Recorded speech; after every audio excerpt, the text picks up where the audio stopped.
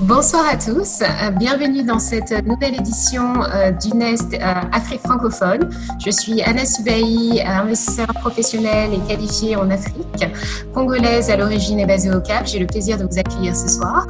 Pour rappel, le Nest a pour mission de devenir l'émission d'investissement de référence en Afrique francophone, permettant à 3 entrepreneurs de présenter leurs idées à 3 investisseurs anges potentiels et de pouvoir trouver du financement pour leurs entreprises. De manière générale, le public aussi est très réactif, fait des commentaires, parfois peut être intéressé également dans un investissement dans l'une des sociétés. Donc, nous souhaitons vraiment que l'émission soit aussi dynamique que possible. Alors, ce soir, je devais co-animer l'émission avec Madame Rekia Madougou, mais qui malheureusement est en train d'expérimenter des problèmes techniques de connexion Internet. Donc, exactement ce que vous mentionniez, Monsieur Nicolas Hunto. Comme vous savez, les connexions Internet peuvent être problématiques de notre côté du continent. Donc, j'espère qu'elle réussira à se joindre à nous au cours de la soirée. Avant de rentrer dans le vif du sujet, je voudrais vous rappeler que notre prochain épisode Afrique francophone aura lieu au Maroc le 15 octobre en partenariat avec le groupe Nange Investisseurs du Maroc. J'ai voulu juste vous rappeler des petites règles de vie pour l'émission. Règle utilisateur, n'hésitez pas à vous mettre en mode muet si vous ne parlez pas. C'est très important parce que sinon il peut y avoir des bruits de fond assez désagréables et pour le public et pour les candidats. Donc n'hésitez pas à vous mettre en mode muet si vous ne parlez pas. Ce soir, nous allons effectivement voir 3 candidats venant de 3 pays différents et dans des secteurs assez différents. Donc, je pense que ce sera un épisode assez intéressant. Nous allons accueillir Monsieur Tenon Koulibaly, représentant de Smart Trash, une société de recyclage avec l'utilisation de plateformes technologiques pour rentabiliser et optimiser la procédure. Il vous en dira beaucoup plus. Nous avons Monsieur Racine Sarr de Shop Me Away, qui est une plateforme électronique permettant d'avoir accès à des biens et des produits se trouvant sur d'autres continents. Et nous avons Monsieur Tofi Takpa de TutoPlus, fondateur donc d'une plateforme éducative. Alors, pour continuer un petit peu le sondage, je ne sais pas si Gabriel, tu peux lancer le sondage ou peut-être dans le chat. Je voudrais juste confirmer la provenance de tous les participants ce soir. Donc, il y a un petit sondage qui est apparu sur votre écran. Ce sera intéressant de voir ce soir, mais j'ai l'impression que nous sommes dans un cru bien africain. Maintenant, sans plus tarder, je vais donner la parole à nos investisseurs anges et je vais donner la parole tout d'abord à Monsieur Sefoulaye Baldé. Bonjour Anna, bonjour tout le monde, très content d'être là aujourd'hui. Je m'appelle Saïfoulaye Baldé, appelez-moi Saïfon si c'est plus facile pour vous. Et je suis en Guinée-Conakry, je suis dans une structure gouvernementale qui s'appelle le Fonds de développement industriel et des PME. Je suis le directeur des programmes et partenariats. Donc ça fait environ 13 ans que je travaille avec des PME de tout horizon, canadiennes et guinéennes. Donc j'adore être là avec des innovateurs, des PME qui se démarquent. Et nous allons, je suis sûr, être très, très comblés aujourd'hui après les présentations. Et en tant qu'angel investors, comme on dit en Guinée, Inch'Allah, on va voir qu'est-ce qu'on peut faire. Fantastique, c'est l'esprit que nous recherchons dans cette émission et merci de votre présence. Encore une fois, excité d'avoir un représentant de la Guinée-Conakry. Deuxième ange investisseur ce soir, Monsieur Kassoum Koulibaly. Monsieur Kassoum. Vous êtes en mode muet, vous êtes en sourdine, Monsieur Kassoum. Bonsoir Anna, bonsoir à toutes et à tous. Je suis ravi d'être parmi vous ce soir pour participer à cette belle émission qui est d'une innovation exceptionnelle. Je suis le président du groupe IMAF, c'est l'Institut mondial pour l'autonomisation des femmes. C'est un organisme qui est dédié vraiment à toutes les questions d'égalité des femmes et nous sommes en train de développer un concept d'incubateur spécialisé pour les femmes entrepreneurs qu'on appelle le Centre d'entrepreneuriat féminin d'Afrique. Et aujourd'hui, nous avons donc l'opportunité de partager notre petite expérience d'investisseurs anges et puis accompagner nos grands entrepreneurs en devenir. Et je suis aussi sénateur du World Business Angel Investment Forum pour le Mali et en même temps aussi coordinateur du programme d'appui au développement des PME du Mali. Donc, je voudrais souhaiter la bienvenue à tous nos entrepreneurs et à tous nos participants et bonne chance et Inch'Allah, on fera ce qu'on pourra de mieux. Merci. Merci beaucoup, Monsieur Koulibaly. Très belle présentation. Effectivement, vous voyez que les investisseurs très souvent sont connectés dans de nombreux écosystèmes. S'ils ne peuvent pas investir eux-mêmes, ils pourront toujours potentiellement essayer de vous présenter à d'autres investisseurs qui seront intéressés, à des clients ou des fournisseurs potentiels. Donc, en tant qu'entrepreneur, n'oubliez pas, essayez toujours de contacter des investisseurs. Et enfin, pour finir, désolé, mon investisseur préféré de la soirée, mon cousin, Monsieur Nicolas Onto du Congo-Brazzaville. Oui, bonsoir à tous. Donc, moi, je suis Nicolas Onto.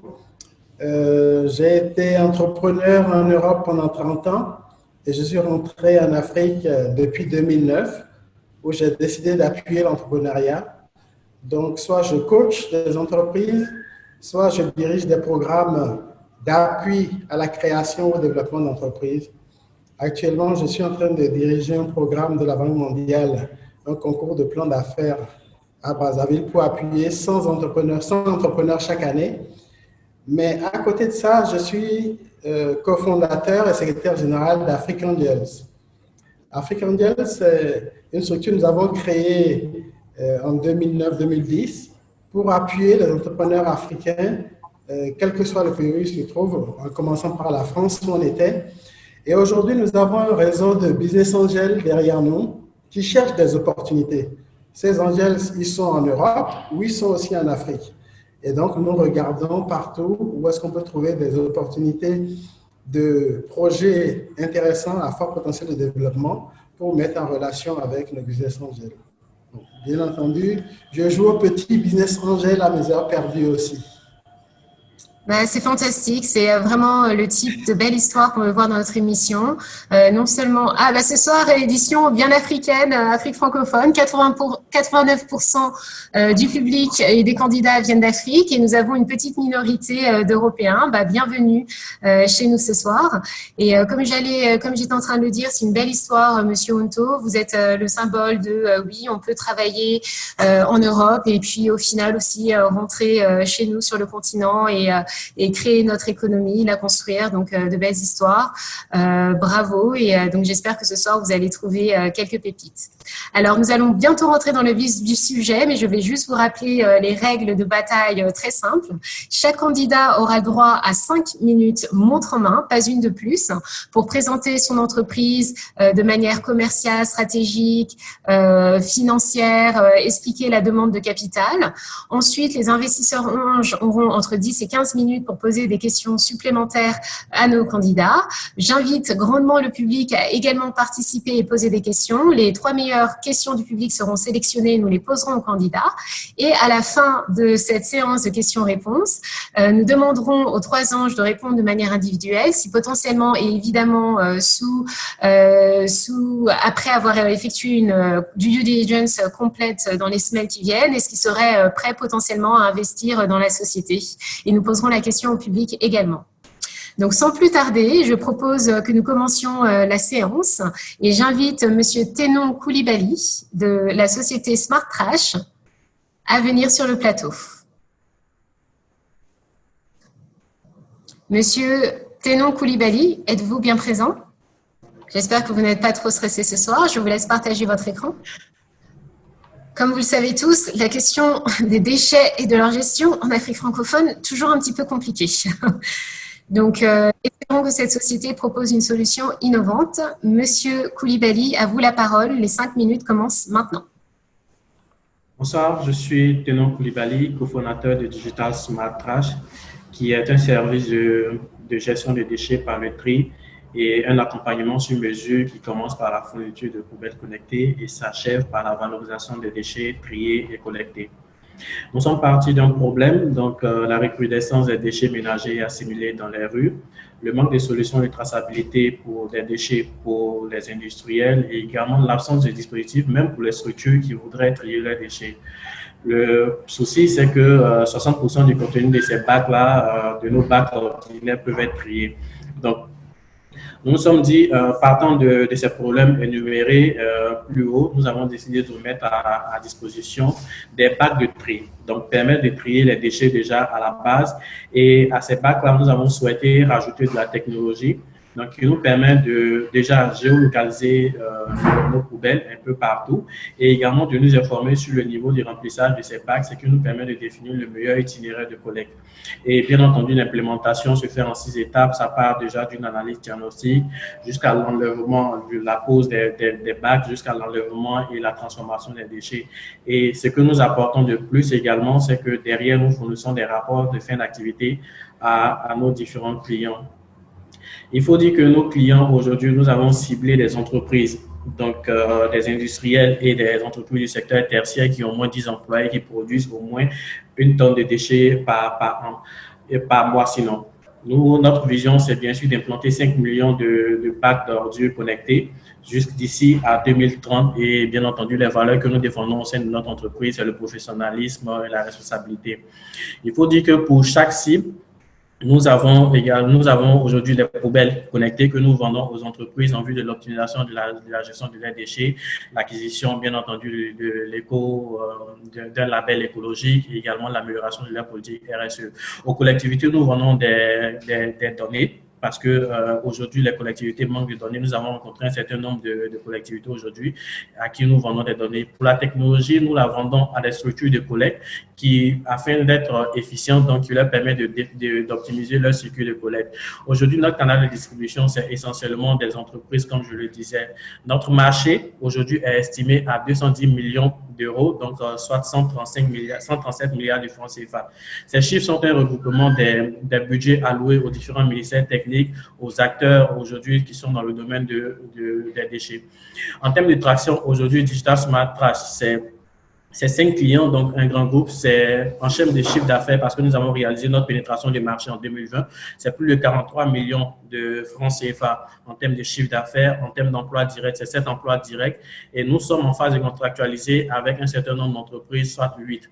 Il faut dire que nous avons déjà réalisé en termes d'investissement seulement en R&D plus de 10 millions de francs CFA, essentiellement sur fonds propres. Nous avons également bénéficié de subventions qui nous ont permis de mettre en place un certain nombre de dispositifs. Notre chiffre d'affaires prévisionnel cette année, disons l'année prochaine, l'année 2020, est de 101 millions et notre besoin en financement aujourd'hui s'estime à 135 millions de francs CFA. Et bien entendu, ce n'est pas palier, c'est en fonction des différentes priorités. Notre priorité aujourd'hui, c'est l'acquisition d'un terrain qui nous servira de centre de stockage afin d'affinir le tri et que les déchets qui seront triés seront mieux vendus en fait aux structures de transformation. Ensuite, nous entendons investir dans la recherche et développement afin de réduire le coût de nos capteurs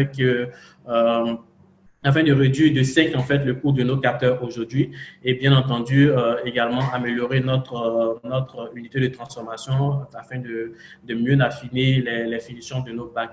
C'est une équipe aujourd'hui jeune, qualifiée et d'expertise divers. Il faut dire que je suis moi-même Tenon Koulibaly, ingénieur génie logiciel, donc m'occupant du pôle informatique avec M. Koné Navigué. Et également, je suis en phase d'obtention d'une double certification, une en développement durable et à la chaire UNESCO et l'autre à l'Université d'Harvard dans l'entrepreneuriat pour dire que nous accordons énormément d'importance à la formation. Nous avons Nora Monet qui est notre experte en biologie, qui a une expérience en tout cas en matière de gestion des déchets. C'est 2 ans dans le domaine des déchets et une expérience à la mairie de Paris. Nous avons Alexandre Dufay qui lui est doctorant en sciences environnementales aujourd'hui et nous avons Caroline Ounda qui a rejoint l'équipe, qui sort majeure de sa promotion en marketing, qui est notre aujourd'hui, qui s'occupe du volet marketing, qui travaille en étroite collaboration avec toute l'équipe afin de sortir vraiment des concepts assez innovants. Et le plus jeune de l'équipe que j'aime appeler notre génie, Robin Zounon, qui se charge vraiment de designer nos différents produits. Voici un peu succinctement présenté Digital Smart Trash et je vous remercie pour votre attention.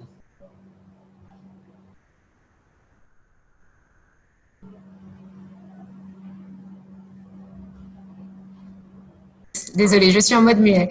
Bravo, belle présentation, 5 minutes dans les temps. Donc, je vais laisser les investisseurs Ange maintenant vous questionner. Monsieur Kassou, Monsieur Nicolas, Monsieur Sefoulaï, je vous en prie, la scène est à vous.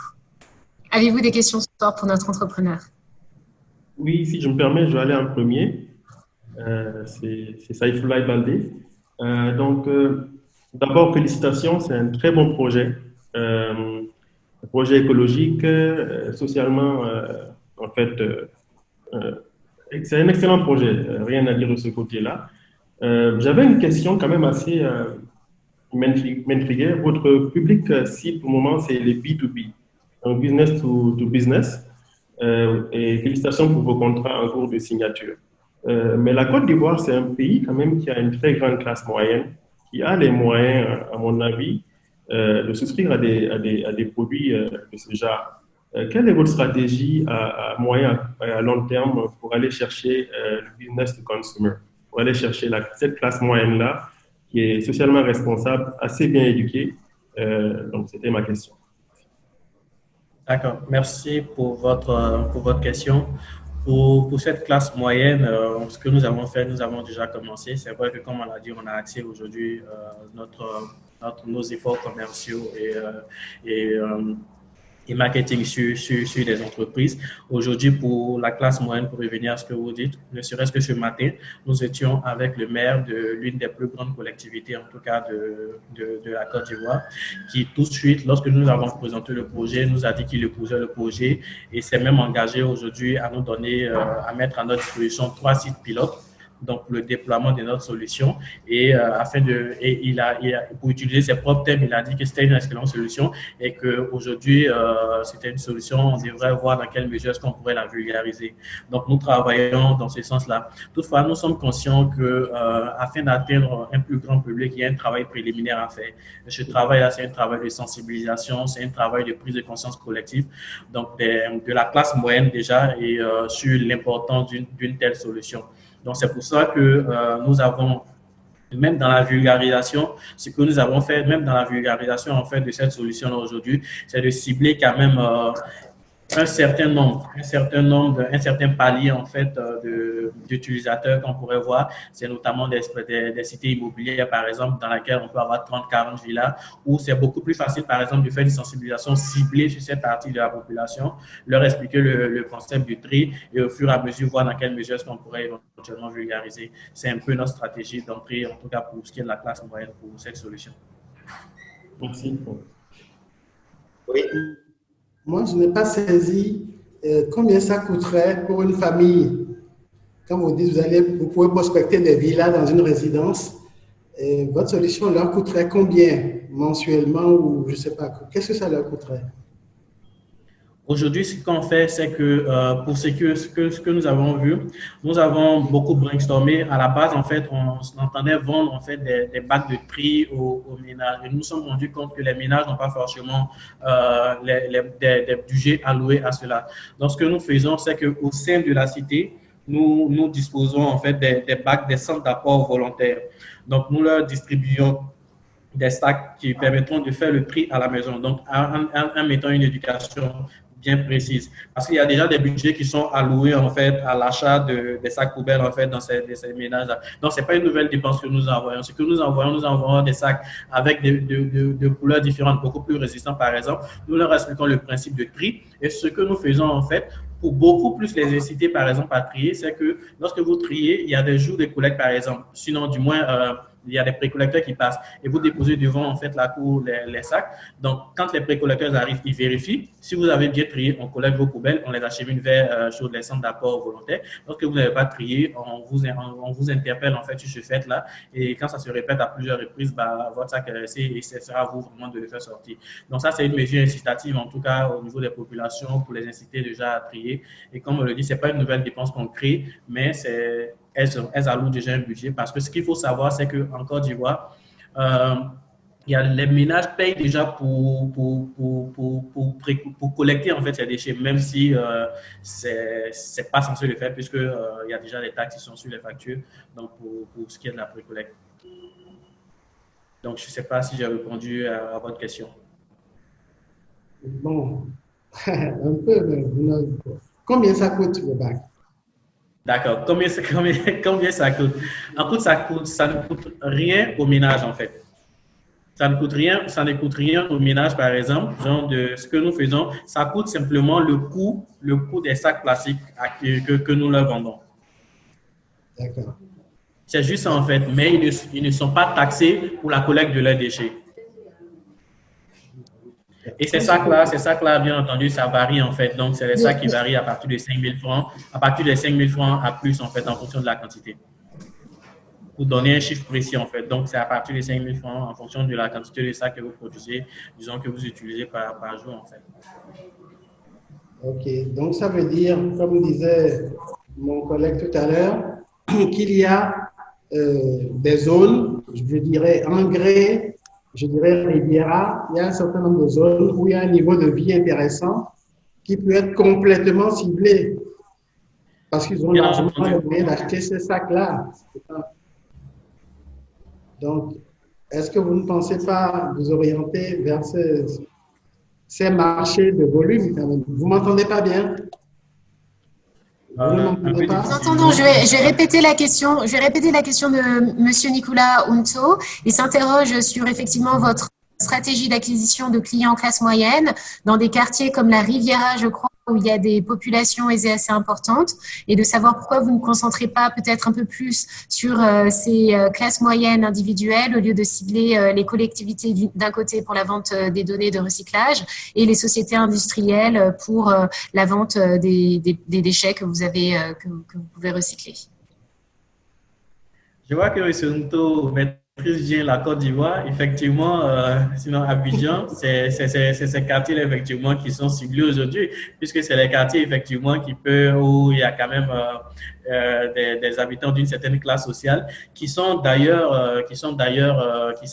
l'initiative, en tout cas pour les personnes à qui nous parlons, qui estiment effectivement qu'ils en ont marre de ces dépôts sauvages d'ordures et de ces bacs qui sont pleins et qui ne sont pas collectés à temps et qui souvent même initient en fait le tri à la maison, quand bien même ne disposant pas forcément de cette solution. Et ce que nous apportons en plus, c'est que nous leur disons que vos déchets, lorsque nous les trions, nous nous assurons en fait de leur transformation, nous nous assurons de leur traçabilité jusqu'à la transformation. Donc, c'est un plus. On ne vous demande pas de trier les déchets pour que vous les retrouviez dans des bacs dehors. Non, nous nous assurons de cette transformation. C'est un peu ce que nous faisons. Je vais maintenant poser une des questions du public, donc qui se demande dans quelle mesure vos bacs sont entre guillemets intelligents et vous permettent non seulement de collecter les déchets aujourd'hui, mais aussi d'anticiper peut-être la demande, de savoir quels sont les déchets produits par telle société. Est-ce qu'il y a une autre dimension dans votre société, peut-être un peu plus intelligente aussi, ou est-ce que c'est un axe de développement pour l'avenir? Si, ok. Dans quelle mesure est-ce que notre solution est jugée intelligente ou nos bacs sont jugés intelligents? Comme je le disais, nous avons des bacs, nous avons des bacs. Nous logeons à l'intérieur de ces bacs-là des capteurs. Donc, une technologie qui nous permet non seulement de géolocaliser déjà nos bacs et ensuite de nous informer sur le niveau de remplissage de ces bacs-là. Donc, au fur et à mesure que le bac se remplit, nous, derrière notre application, on voit le niveau de remplissage de ces différents bacs. Donc, nous savons que nous avons notre algorithme qui nous permet de dire, par exemple, que ce bac-là, vu le rythme auquel il se remplit, par exemple, sera plein à telle date. Donc, vous devez anticiper la collecte. Et cette solution, déjà, permet aux structures de collecte, permet aussi bien aux structures de collecte qu'à nous, d'anticiper déjà sur la collecte et d'envoyer nos camions à des endroits bien précis, donc de réaliser des économies en termes de carburant, de réaliser des économies en termes d'émissions de gaz carbonique, parce qu'il faut le dire, certains projets également qui touchent à l'écologie. Donc, et derrière également, d'être beaucoup plus efficient dans cette démarche-là de collecte de ces déchets-là. Et ensuite, pour ce qui est de la traçabilité, nous travaillons sur une application maintenant. Nous travaillons sur une application maintenant qui va être mise à disposition, en fait, aussi bien des entreprises que des ménages qui voudront avoir une traçabilité, le niveau de traitement de leurs déchets. En gros, lorsque vous produisez des déchets pour une industrie, et ça, c'est beaucoup plus pour les industries aujourd'hui, lorsque vous produisez des déchets, vous avez pour responsabilité, la loi, en tout cas en Côte d'Ivoire, vous dit que vous avez pour responsabilité de suivre ces déchets-là jusqu'à la destruction, jusqu'au traitement, en tout cas, de ces déchets. Donc, toute entreprise qui produit des déchets a pour responsabilité de s'assurer que ces déchets-là sont transformés par la suite. Donc, cette application permettra d'avoir une traçabilité de ces déchets-là. Et il faut dire, j'insiste vraiment, je souhaite vraiment insister sur ce point parce que nous avons visité un certain nombre d'entreprises et le point qui est revenu, en tout cas dans toutes les entreprises où nous sommes passés, c'est nous voulons savoir où vont nos déchets, qu'est-ce qu'ils deviennent en fait à la fin. Ça, toutes les entreprises nous ont posé ces questions-là. Donc, c'est un réel problème auquel nous répondons et nous pouvons dire aujourd'hui qu'en Côte d'Ivoire, ou du moins en tout cas, pour cette étude que nous avons menée, pour cette veille concurrentielle que nous avons menée jusqu'à présent, il n'y a pas vraiment de structure, en tout cas pas à notre connaissance, qui assure cette traçabilité de ces déchets-là, donc de la collecte jusqu'à la transformation finale. Merci beaucoup. Monsieur Kassoum, avez-vous une question pour notre entrepreneur ce soir? Oui, bien sûr. D'abord, féliciter M. Koulibaly et toute son équipe pour l'innovation apportée dans ces projets d'entreprise. Et je pense qu'il y a une question encore qui, pour moi, mérite cette clarification. Premièrement, c'est par rapport à la concurrence. Je pense que dans cette présentation, il n'en a pas peut-être fait beaucoup de cas.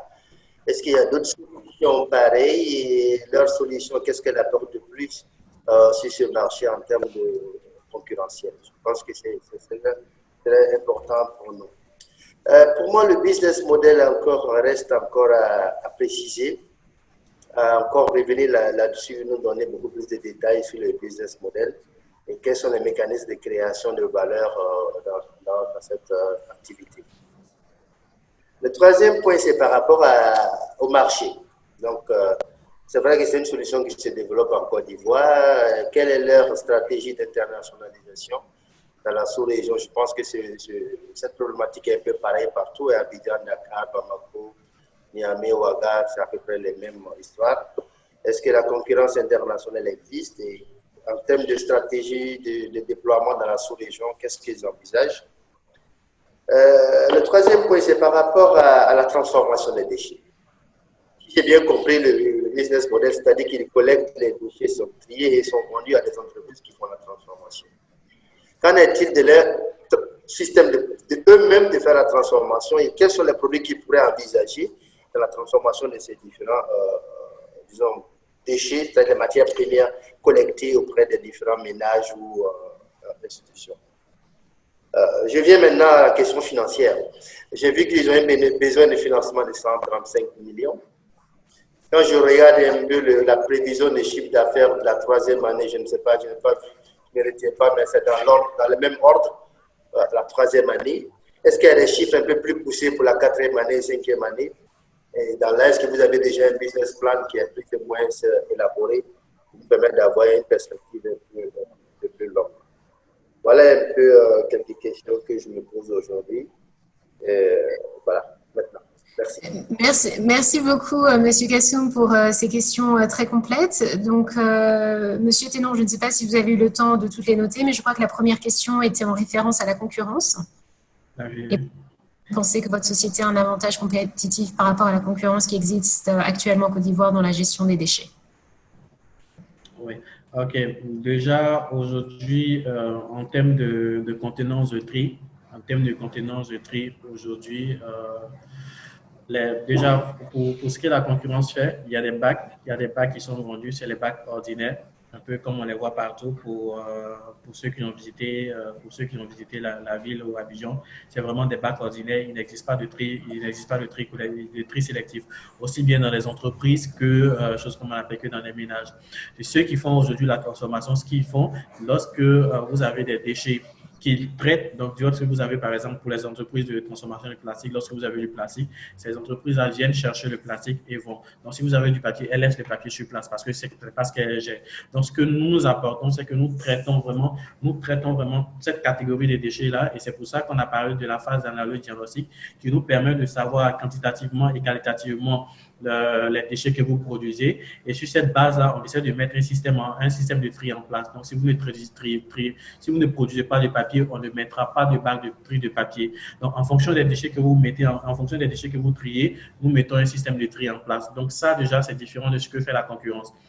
Et également, il y a notre technologie, comme on l'a dit tout à l'heure, qui nous permet de nous informer sur le niveau, qui nous permet de géolocaliser nos bacs et d'assurer ce suivi-là. Donc là, déjà, c'est comme ça que nous nous démarquons de nos concurrents. Pour ce qui est du business model, il y a notre business model est adapté en fonction du client. Quand nous prenons par exemple des industriels aujourd'hui qui produisent des déchets, qui très souvent veulent se débarrasser de ces déchets, parce qu'il faut le dire, très souvent veulent se débarrasser de ces déchets. Lorsque nous arrivons, nous mettons en place, puisque nous avons l'expertise en interne, vous avez pu voir que voilà, donc en termes d'expertise en interne, nous avons l'expertise, nous mettons en place en fonction des déchets qui sont produits, un système qui leur permet de revaloriser ces déchets-là. Et s'ils n'ont pas forcément les moyens de les revaloriser, sinon, pardon, nous les acheminons vers des structures qui ont pour corps de métier la transformation et produisons des rapports à ces entreprises-là, les assurant que leurs déchets ont bien été traités, donc peuvent être à l'abri en fait de toute sanction qui pourrait prévenir d'une mauvaise utilisation de ces déchets-là. Et en termes de business model, donc il y a déjà ça, il y a également la vente de contenants. En gros, si vous avez déjà en interne en fait une politique de tri où vous avez signé avec des acteurs qui collectent en fait une certaine quantité de matière à votre niveau, ce que nous faisons, nous mettons à disposition ces contenants qui vous permettent de trier à la base vos déchets. Donc, il y a la vente de la technologie et des contenants, il y a la vente de notre expertise, donc en termes d'études pour choses qu'on appelle pour la mise en place de ce système-là. Et également, il y a les déchets qui sont collectés derrière, triés et acheminés vers des structures qui les utilisent comme matière première, donc qui payent en fait pour ces solutions. Pour revenir à la stratégie, à la transformation, est-ce que nous entendons nous-mêmes transformer? Il faut dire qu'à terme, aujourd'hui, en tant que structure naissante, parce que je l'ai dit peut-être dans ma présentation, nous sommes une structure qui sommes rentrés sur le marché en 2020. Il aurait été laborieux pour nous en fait d'attaquer toute la chaîne tout de suite en fait, vu que nous trions en fait, nous prenons le plastique, l'aluminium, le verre et le papier. Donc, il aurait été laborieux pour nous vraiment de se lancer dans la transformation de toutes ces chaînes-là. Alors, nous avons décidé d'aller étape par étape. Nous pouvons arriver à la transformation, mais cela passe d'abord par déjà vulgariser le système de tri, mettre en place le système de tri qui nous permettrait de collecter suffisamment de déchets et voir dans quelle ligne est-ce que nous pouvons nous lancer pour la transformation. Toutefois, nous avons des accords de partenariat avec des protocoles d'accord également avec des structures qui ont pour corps de métier la transformation. Le lundi, nous avons reçu ici un consortium d'entreprises qui fait de la transformation et les déchets qui sont collectés sont transformés en des matériaux bien précis et même qui font même en fait de la récupération de textiles. Ça, c'est pour ce qui est de la transformation. Au niveau des finances, comme on l'a dit, notre besoin global en fait aujourd'hui, en tout cas, c'est de 135 millions, mais bien entendu, cela se fera par palier. Par exemple, le budget, on a dit qu'il y a 11 millions qui iront, par exemple, dans la création ou dans l'acquisition d'un centre qui nous permettra d'acheminer premièrement en fait la matière recyclée, d'affiner le tri, de sorte d'avoir de la matière triée, de la matière secondaire de qualité, de sorte qu'elle soit vendue à un meilleur prix en fait à ces structures-là, de sorte que les structures qui ont pour corps de métier la transformation se concentrent sur la transformation de cette matière première-là, sans avoir à récupérer du personnel, à payer du personnel ou à mettre du personnel encore et du temps, des ressources financières à trier. Donc, nous voulons faire ce travail-là en amont qui est salutaire, en tout cas pour ce qui est des structures de transformation. Ensuite, nous allons à la recherche et développement afin de baisser, comme on l'a dit, au moins de 5 fois le coût de production de nos capteurs, donc et vulgariser cette solution. Et après, bien sûr, la modernisation de notre unité de transformation des bacs, donc des 75 millions, qui nous permettront donc d'avoir des bacs avec d'un certain nombre et qui nous permettront d'aboutir en fait à la dernière question, donc la question d'exportation. Parce que c'est comme ça qu'on pourra exporter en fait lorsqu'on aura quand même atteint un certain niveau de production, une capacité de production également avec un certain nombre avec des normes en fait, on va dire internationales, nous pourrons exporter nos bacs. Donc, je ne sais pas si j'ai pu répondre si j'ai répondu à ces questions. Monsieur Nicolas, allez-y. Nous avons encore 2 questions possibles. Monsieur Nicolas, allez-y, l'avant-dernière question, et ensuite nous aurons une dernière question.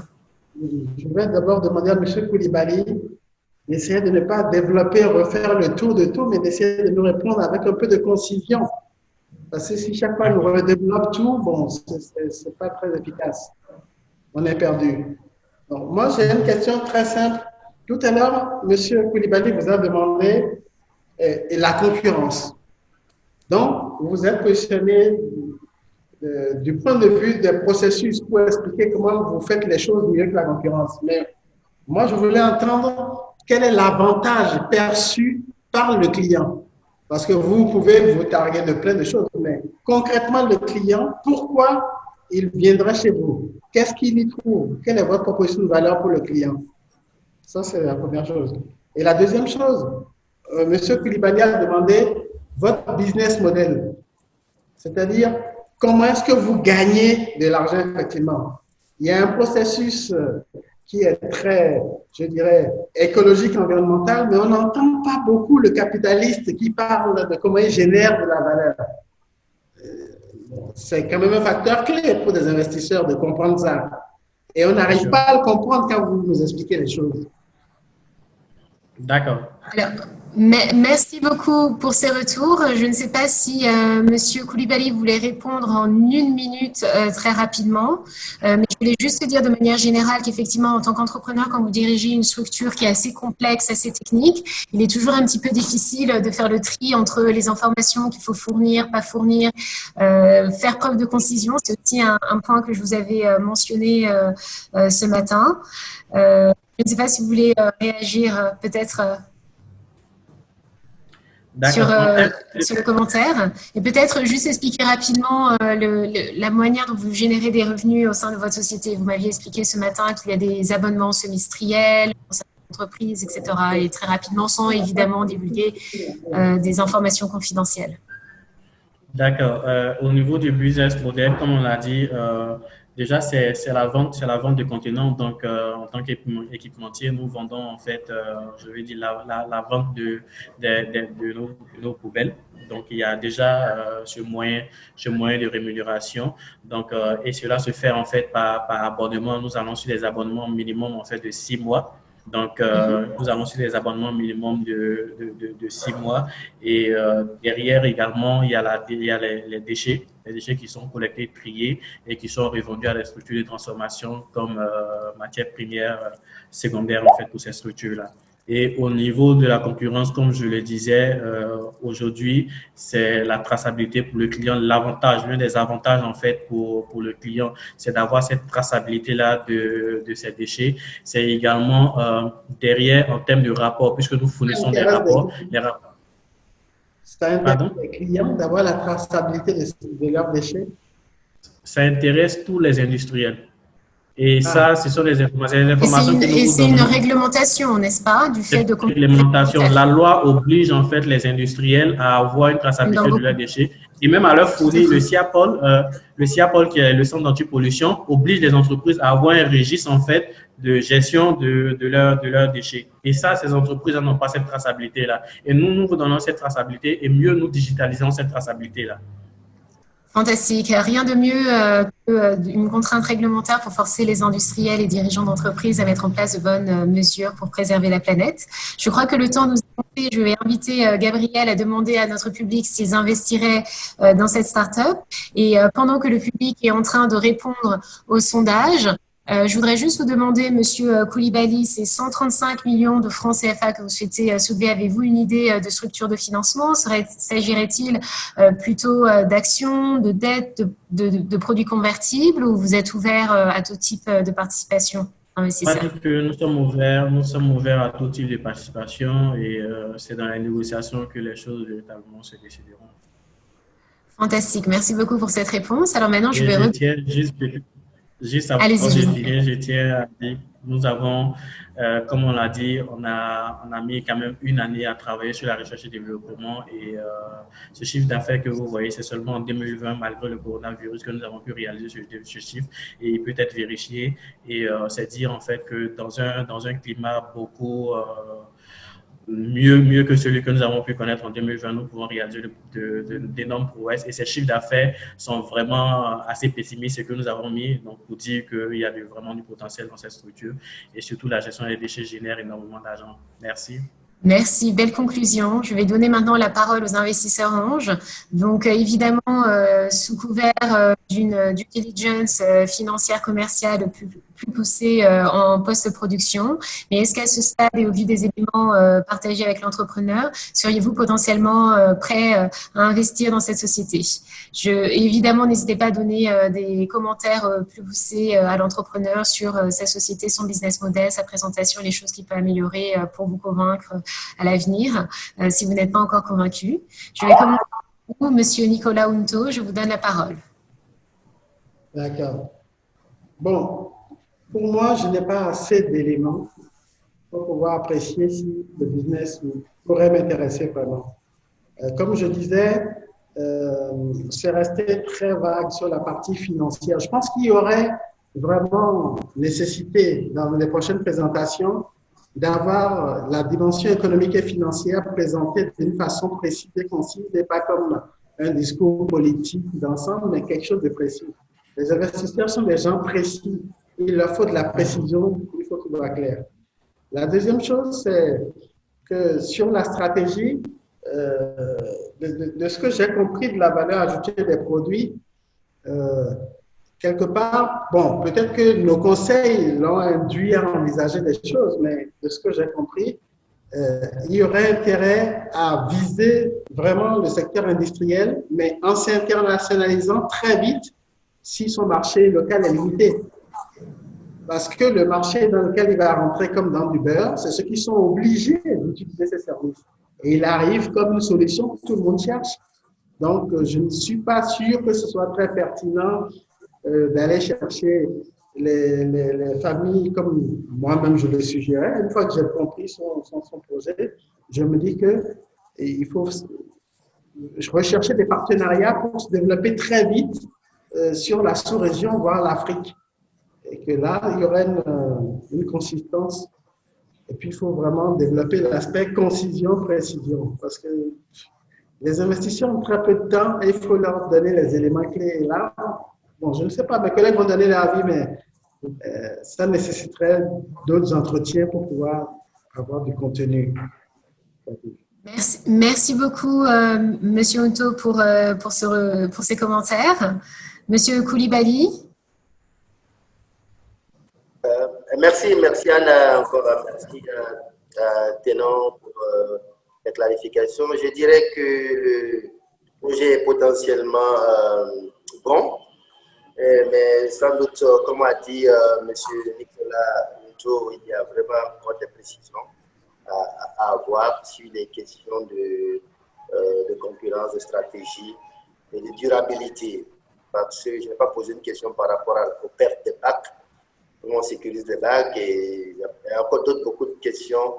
Et les chiffres, il n'y a pas de prévision des chiffres au-delà de 2022. Il y a encore les modèles de financement qui recherchent encore des précisions à avoir. Et voilà, donc je pense qu'il y a encore des précisions, mais je pense que le projet est potentiellement bon. Ça m'intéresse d'avoir un œil là-dessus. Ah, bah parfait. Une réponse défavorable, mais une réponse positive. J'ai les résultats du sondage public, mais que je ne vais pas encore partager pour ne pas influencer Monsieur Sefoulaye. Donc, Monsieur Sefoulaye, je vous donne la parole. Oui, comme l'ont dit Monsieur Koulibaly et Monsieur Unto, c'est un très bon projet que j'apprécie réellement. J'ai une maman qui est ingénieure géologue, environnementaliste, donc j'apprécie vraiment ce projet-là. Et mais au-delà de ça, comme ils l'ont dit, il faut que le public cible soit plus précis.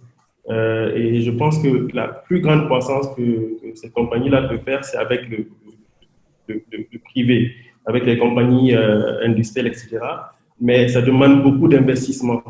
Et dans le modèle d'affaires que j'ai vu, il n'y a aucune place pour les banques. Donc, c'est sûr que les fonds propres, c'est intéressant. Avoir aussi des angel investors, c'est très important.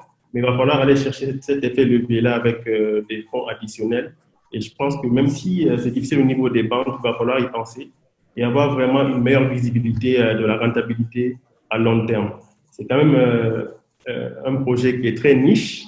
L'Afrique est prête pour la technologie, mais il faut vraiment mieux le positionner. J'aimerais bien voir plus en détail un peu plus tard les chiffres financiers peut-être sur 5 ans pour pouvoir prendre une meilleure idée.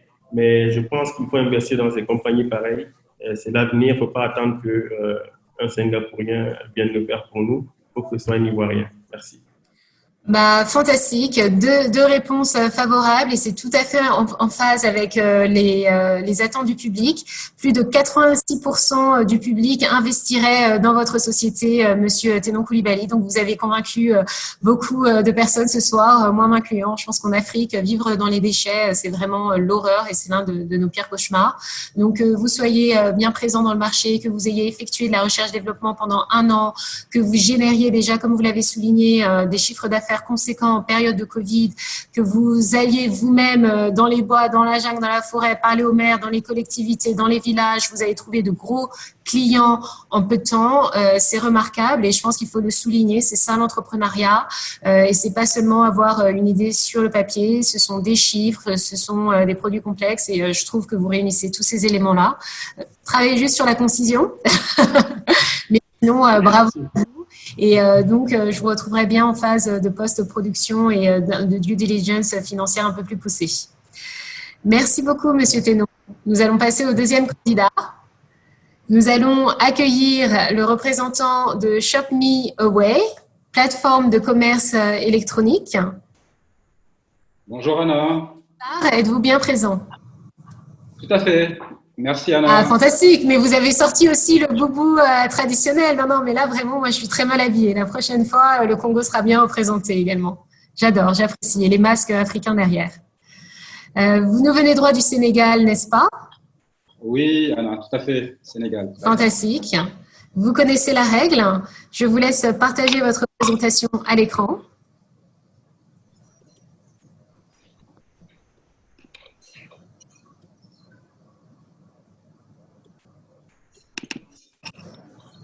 Parfait.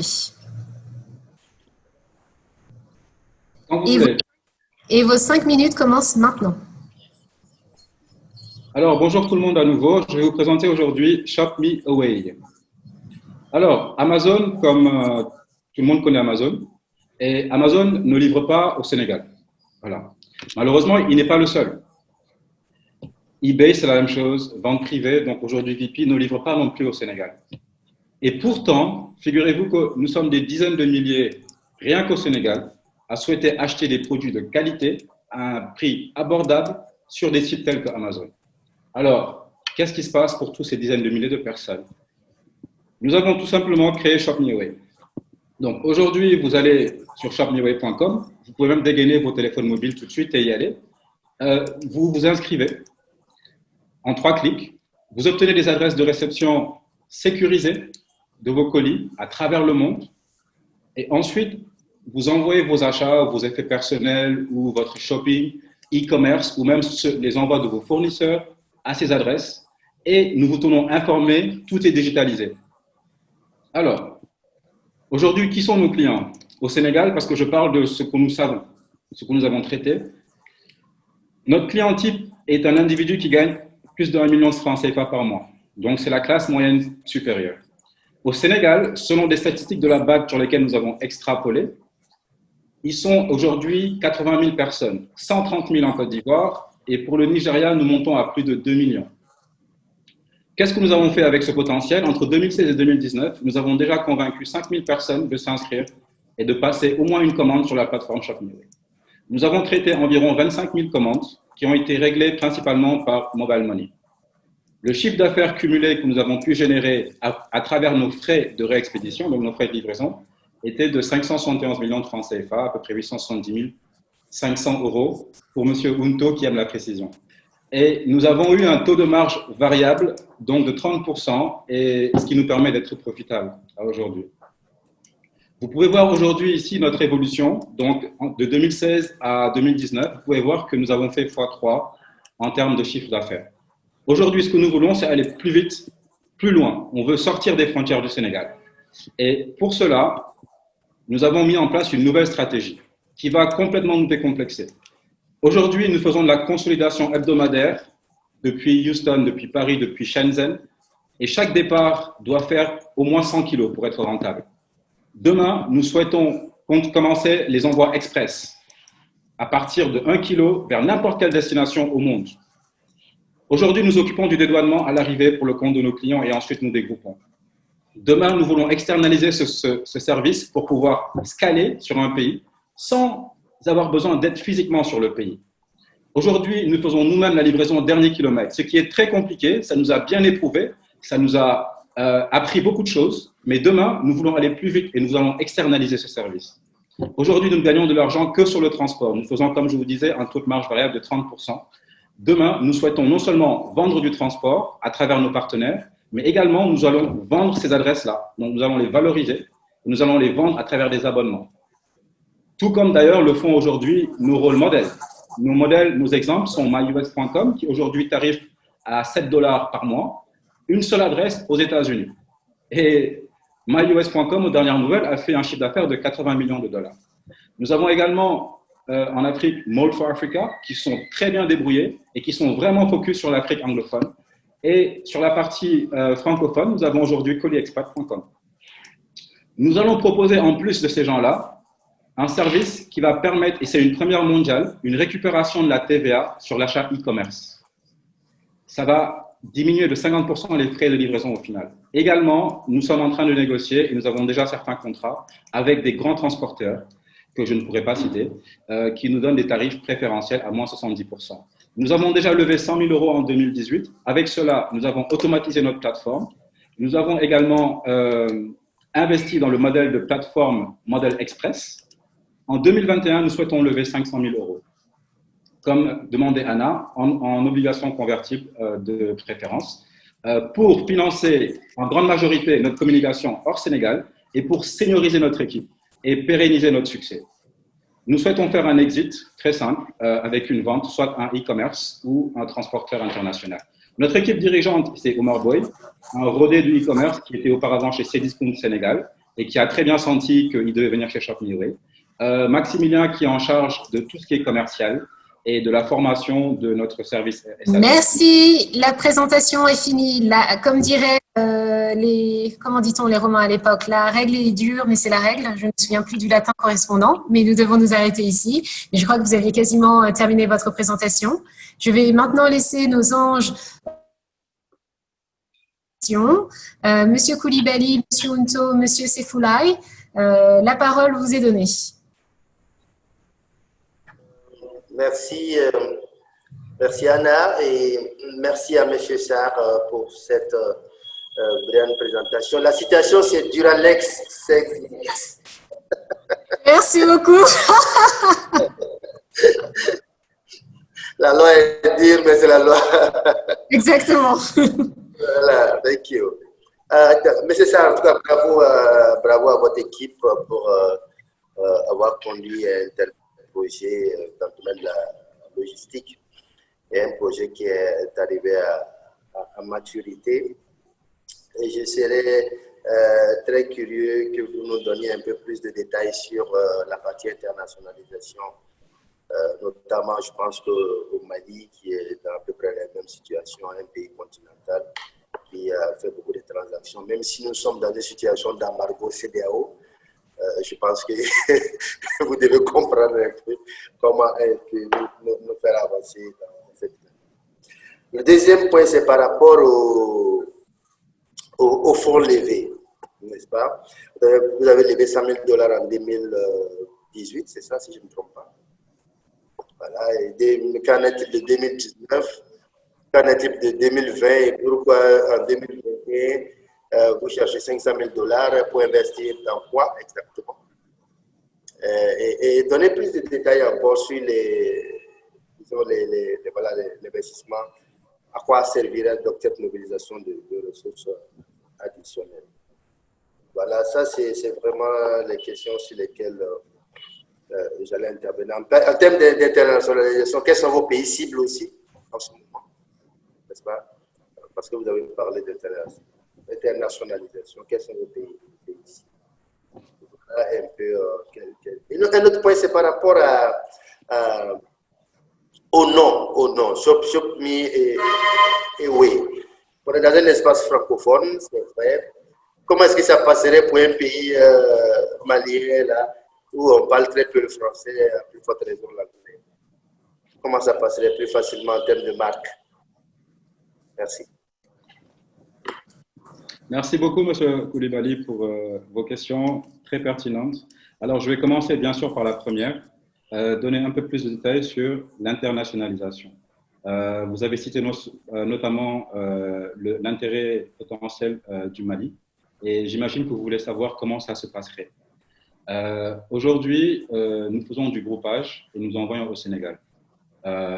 Nous avons créé un volume au Sénégal déjà, ce qui nous permet d'avoir une bonne fréquence. Donc aujourd'hui, si vous commandez et vous résidez au Sénégal, vous commandez une petite cravate sur Café Coton ou quoi que ce soit, mettons, vous n'attendrez pas plus d'une semaine en fait pour l'avoir au Sénégal, parce que nous avons au moins 100 kilos toutes les semaines. Aujourd'hui d'ailleurs, nous avons à peu près 500 kilos en moyenne par semaine qui partent en avion depuis Paris vers Dakar. Si par contre vous vous trouvez à Bamako, je vais être face à un gros problème parce que je ne peux pas vous faire partir votre groupage sur une seule cravate vers Bamako sans perdre beaucoup d'argent, même si vous allez être très content, mais je dirais que ce n'est pas tenable. Alors, du coup, qu'est-ce que nous faisons? Nous avons noué des partenariats. On a toqué aux portes, on a utilisé LinkedIn, on a utilisé nos relations, on a fait valoir notre historique. Et aujourd'hui, nous sommes en train de nouer des partenariats avec des expressistes mondiaux qui nous donnent des réductions, qui sont certes confidentielles, mais qui nous donnent des bons taux de réduction sur un envoi express de 1 kg entre Paris et Bamako. Donc, l'internationalisation se passerait comme ça. Aujourd'hui aussi, c'est vrai qu'au Sénégal, nous faisons derrière tout le processus nous-mêmes, ce qui est assez compliqué, ce qui prend beaucoup de ressources, en fait, de ressources opérationnelles terrain sur place. Et avant de livrer Bamako, il aurait fallu, avec mon modèle actuel, que je mette une équipe à Bamako. Mais avec le prochain modèle, je n'aurai plus besoin de cela, en fait, parce que je travaillerai directement avec des partenaires. Donc, dès demain, dès que le modèle est en place, vous pouvez commander une cravate ou même une export, enfin, je ne sais pas, ce qui vous ferait plaisir, en fait. Alors allez-y. Merci. Alors, votre deuxième question, c'était qu'est-ce que nous avons fait finalement des 100 000… Excusez-moi, la première question. Anna, si vous permettez. Alors, c'est très bien. Moi, je suis très curieux de voir quelle intégration vous faites avec d'autres sociétés de la sous-région. Parce que je pense que c'est vrai qu'on parle de volume venant de Chine, de Paris et tout ça. Mais comment est-ce que ça va favoriser le commerce intra-africain lui-même?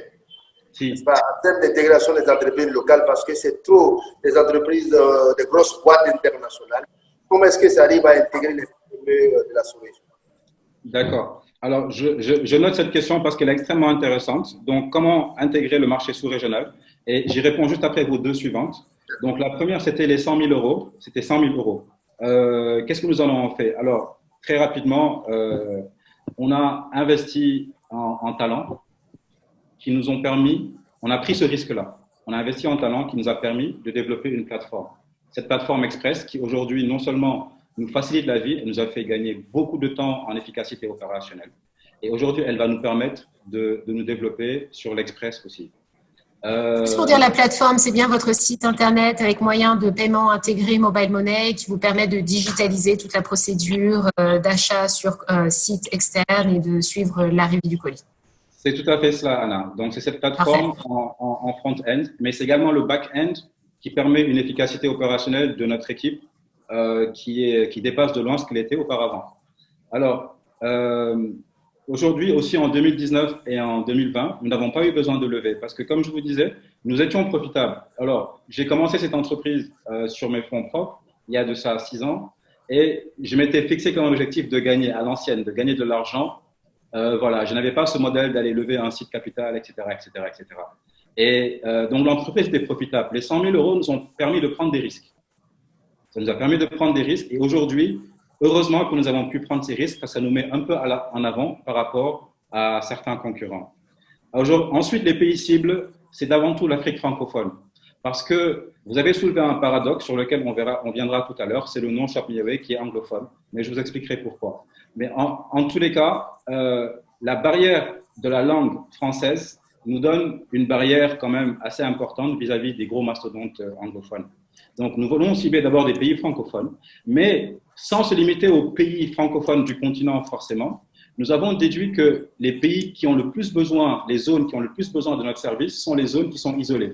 et il n'y a pas plus isolé qu'une île.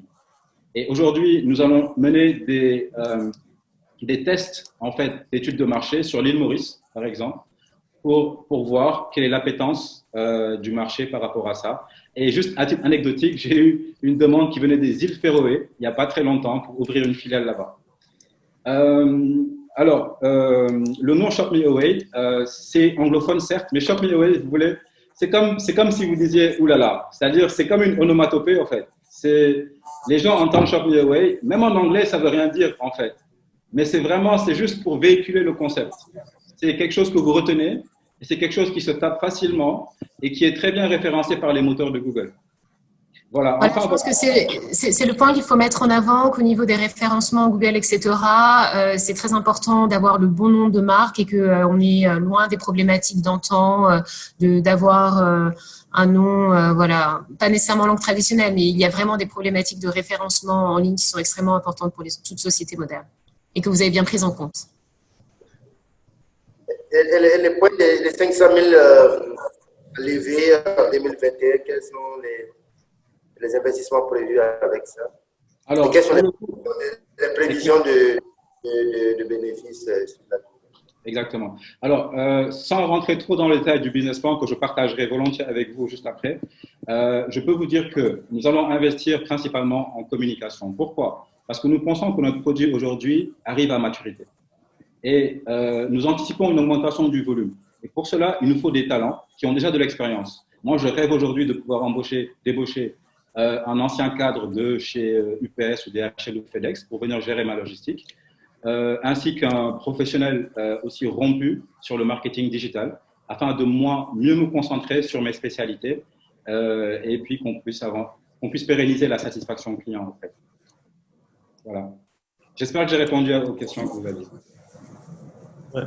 Après, je crois, Monsieur Sefoulaï, vous n'avez pas posé de questions. On va peut-être deux questions de votre côté. Oui, absolument. J'ai quelques questions. Monsieur Sarr, excellente présentation et bravo. C'est quelque chose qui est en train de bien fonctionner au Sénégal. Et félicitations. Et on espère que vous serez disponible en Guinée très bientôt. Là, je reviens sur la question de Monsieur Koulibaly par rapport aux 500 000 euros que vous voulez investir sur la communication en 2021, si je ne me trompe pas. Est-ce que vous serez prêt avec une telle communication à être prêt logistiquement pour vraiment subvenir à la demande? Ça, c'est la première question. Ensuite de ça, c'est dans 5 ans, 2025, à combien estimez-vous votre chiffre d'affaires? Si tout se passe bien, que vous arrivez à lever des fonds, etc. Enfin, le troisième point très important, l'aspect sécuritaire, avec le terrorisme, le blanchiment d'argent, etc., même la Covid. Comment cet aspect-là est pris dans votre processus business? Merci, c'est les 3 questions que j'avais. Merci. Merci beaucoup, Monsieur Baldé, pour ces questions. Si vous voulez bien, je vais commencer par la toute dernière, l'aspect sécuritaire avec le Covid. Donc déjà, pour rappeler que je n'ai pas donné nos chiffres de 2020, mais en fait, ils sont très bons. Entre mars et août, nous avons doublé notre nombre de commandes. On est passé d'environ 500 commandes, 450 à 500 commandes par mois, nous sommes en train de faire ce mois-ci près de 1000 commandes. Le mois précédent, nous en avons fait 945. Si je peux permettre mon petit commentaire dessous, c'est une tendance qui est assez évidente puisque les gens ne sont plus du tout capables de voyager. Pour aller à Paris ou à Londres, aux États-Unis, acheter leurs produits et qui sont bloqués sur le continent, ils vont forcément probablement plus acheter. Tout à fait, tout à fait. Et j'ai envie de dire, bien sûr, nous avons profité de cette opportunité, mais également, nous avons été en mesure de profiter de cette opportunité parce que bon nombre de nos concurrents ont dû fermer les portes, en fait, pendant le Covid. Et je ne parle pas que des GP. Je pense que beaucoup de personnes connaissent les GP. Je pense aussi à des sociétés en fait, qui étaient formalisées, mais qui n'ont pas pu prendre les mêmes choix que nous en termes de formalisation, sécurisation de leurs entrepôts, passage systématique par du fret, et qui nous a permis aujourd'hui de continuer à fonctionner quand même, malgré le Covid. Et donc, sur cet aspect aussi de blanchiment, voilà, c'est un aspect qui est très important parce qu'effectivement, les gens payent à travers notre plateforme. Donc, je disais auparavant que la majorité, en tout cas chez nous au Sénégal, actuellement, paye par mobile money. Et l'opérateur téléphonique actuel, en tout cas, procède déjà à une identification très drastique de tous les numéros, et en plus des numéros Orange Money. Enfin, voilà, je ne voulais pas le citer, je l'ai cité, sans faire exprès. Mais voilà. Mais en tous les cas, cet aspect-là, il est pris très au sérieux. En plus, avant de communiquer nos adresses qui sont sécurisées à quelqu'un, cette personne doit s'enregistrer sur notre site. Auparavant, vous pouviez rentrer sur le site et récupérer les adresses de réception. Maintenant, vous ne pouvez plus le faire. Justement à cause de ces aspects, parce qu'on voit dans le futur que pour avoir des partenaires comme Amazon, par exemple, il faudra vraiment que nous soyons aux normes et que nous soyons vraiment très à cheval sur ces aspects-là. Juste une précision par rapport aux 500 000 euros. Ils ne seront pas totalement investis en communication, mais uniquement à 70%. Et nous voulons justement utiliser les 30% restants pour avoir encore plus de seniors dans notre équipe qui sont rodés pour avoir un responsable des opérations qui va nous optimiser tous nos process et s'assurer que toutes les procédures sont suivies à tous les niveaux. Pareil sur la logistique et même chose donc sur la communication digitale. Merci beaucoup. Vous avez très bien répondu à toutes les questions de nos investisseurs Orange. L'heure tourne malheureusement, donc je vais devoir arrêter les festivités pour Shop Me Away. Je vais demander à Gabriel, notre responsable technique, d'envoyer le sondage pour notre public. Investiriez-vous aujourd'hui dans Shop Me Away? Et en attendant d'avoir la réponse finale, je vais revenir vers nos 3 investisseurs Orange pour connaître leur… Oui. Anna, excusez-moi 30 secondes. J'ai oublié une question qui me tenait à cœur. C'était celle pour l'Afrique. Comment est-ce qu'on va favoriser le commerce intra-africain? Tout à fait. C'est ça. Alors aujourd'hui, nous sommes en train de négocier avec un partenaire à Casablanca. Et nous avons également un partenaire donc à Lagos pour aussi ouvrir des adresses là-bas. En fait, comme vous l'aurez compris, on s'intéresse d'abord aux grands pôles industriels qui sont vraiment très exportateurs. Et voilà, donc l'Afrique, bien entendu, n'est pas en reste, bien sûr. Fantastique, toujours dans une approche panafricaine. C'est un très bon point. Alors, je vais donner la parole peut-être tout d'abord à Monsieur Sefoulaye et son retour sur Shop Me Away, évidemment sous caution d'une due diligence de post-production plus poussée, mais seriez-vous à ce stade intéressé pour avoir plus d'informations et potentiellement investir dans la société de Monsieur Racine Sarr ce soir? Absolument, absolument. Je trouve que c'est une compagnie qui est en croissance. Il a fait ses preuves, ce qu'il nous a présenté, et il y a un très grand potentiel. Comme je le dis, je le répète, l'Afrique n'est plus un continent pauvre, on a une très grande classe moyenne qui fait du shopping un peu partout dans le monde. Et Amazon, je sens que dans ma famille, on passe au moins 2 heures par jour dedans, par semaine dessus. Et c'est la même chose au Sénégal et partout. Donc, c'est une compagnie en croissance. Je pense qu'ils ont besoin des fonds maintenant pour grandir. Et il y a déjà un savoir-faire qui est derrière. Et moi, j'investirai sans hésiter. Par contre, il va falloir que pour les 3 prochaines années, c'est vraiment le carrefour vraiment de votre compagnie, faire très attention dans quand vous mettez votre argent, comment vous allez grandir, assurer vraiment que ce soit bien fait pour ne pas faire d'erreurs. Les erreurs sont humaines et c'est normal. Mais il ne faut pas être trop gourmand pour ne pas aussi sombrer. Donc, c'est vraiment d'abord enraciner votre compagnie, ouvrir 2 ou 3 autres succursales en Afrique, voir comment ça marche et voir si on se regroupe, on revient au Sénégal ou si on continue à grandir. Donc, c'est les conseils que je pourrais donner. Mais vraiment, bravo.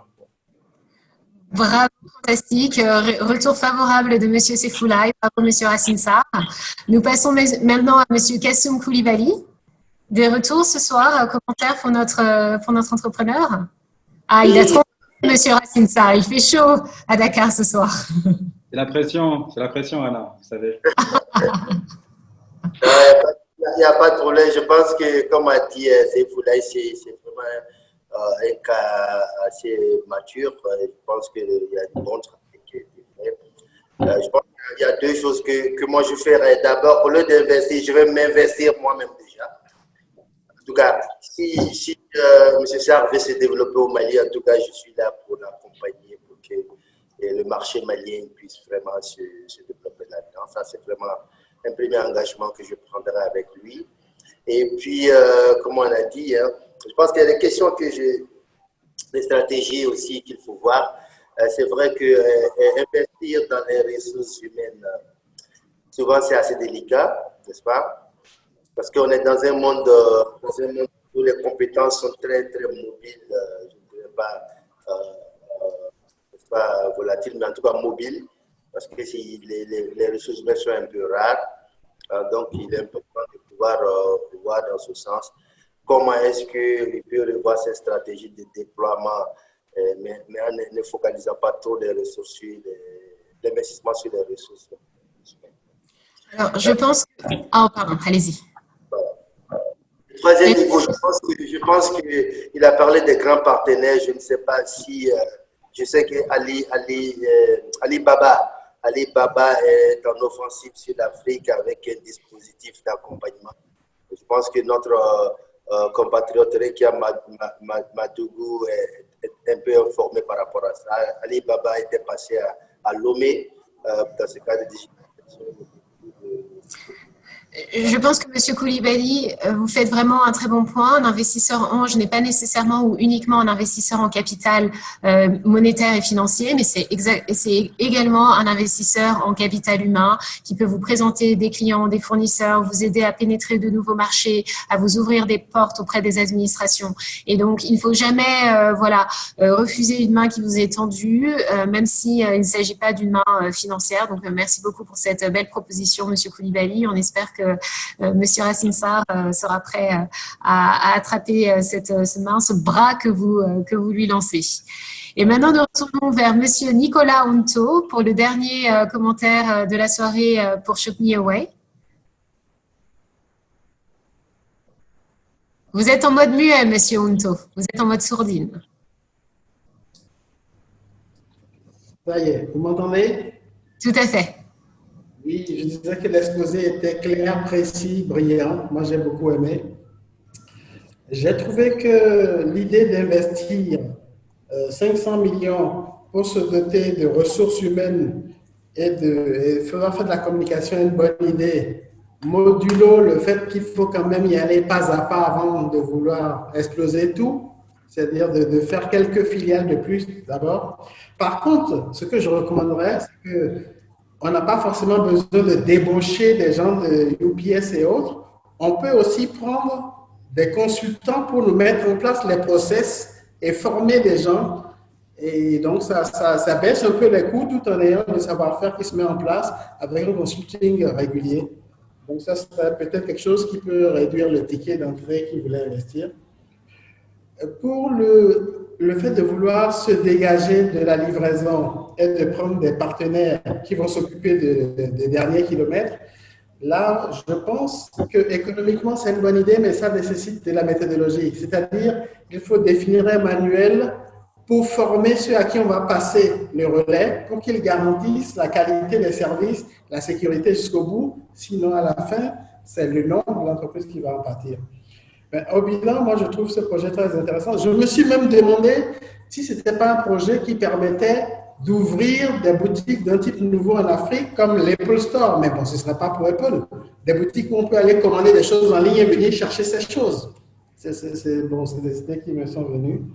Et je pense que si le projet a l'intention d'aller vers les pays comme le Bénin, le Congo et tout ça, c'est vraiment quelque chose qu'on pourrait accompagner à travers nos relations et tout. Bon, moi, personnellement, le ticket d'entrée de 500 millions, c'est un ticket d'entrée déjà sérieux, mais le projet est vraiment porteur pour moi et c'est quelque chose qui vaut le coup qu'on présente au business angel de notre réseau, du réseau African Gangs. C'est parfait. Monsieur Hunto, vous résumez bien l'une des politiques d'investissement qui est souvent mise en place avec les investisseurs anges, à savoir la syndication. C'est lorsque plusieurs groupes d'investisseurs se réunissent. Et en général, dans notre émission, pour votre information, les investisseurs anges vont individuellement investir entre 5 à 50 000 $. Donc, personne ne va investir 500 000 €. Mais en ajoutant les sommes de gauche et droite de banques qui rajoutent souvent au pot, on peut arriver à un montant beaucoup plus plus conséquent. Je pense que la conclusion, avant de passer au dernier candidat de la soirée, je pense que la conclusion, Monsieur Sarr, c'est qu'effectivement, votre société, c'est le coup de cœur du public. Littéralement, 100% du public investirait dans votre société et presque 50% investirait plus de $100 000. Donc, vous avez vraiment séduit, vous répondez à une demande des Africains, mais je crois qu'il y a quand même un petit questionnement, si je peux me permettre, sur le montant que vous souhaitez lever. Donc, je pense qu'en phase de post-production et d'investigation de la part de nos investisseurs Orange, il faudra affiner un petit peu ce montant de 500 000 €, quitte un petit peu à le réduire ou à proposer ce qu'on appelle en finance un financement, je connais le terme en anglais, pas en français, un financement étalé dans le temps. Donc, en disant la première année ou les 6 premiers mois, nous aurons besoin de 100 000 €.